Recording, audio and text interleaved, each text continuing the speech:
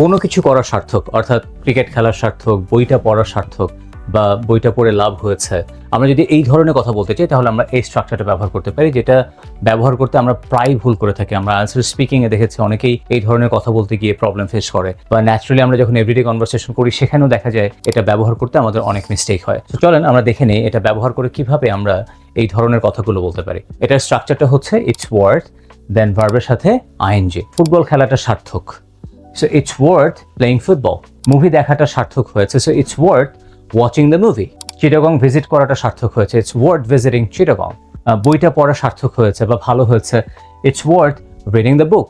5 ওয়াক্ত নামাজ পড়াটা সার্থক হয়েছে, ইটস ওয়ার্থ পারফর্মিং সালাহ 5 টাইমস।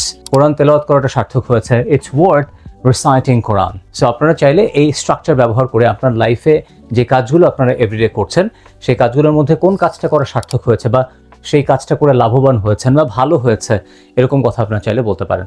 সো 5টা বাক্য বলছি, এটা আপনারা এক্ষুনি কমেন্ট সেকশনে লিখে পাঠিয়ে দেবেন। বইটা পড়া সার্থক হয়েছে, কোরআন তেলাওয়াত করা সার্থক হয়েছে, মা বাবাকে হেল্প করাটা সার্থক হয়েছে, আইএলটিএস কোর্স করাটা সার্থক হয়েছে, টেকপার্ক ইংলিশ পেজটা ফলো করা সার্থক হয়েছে। That's all for today. Good bye.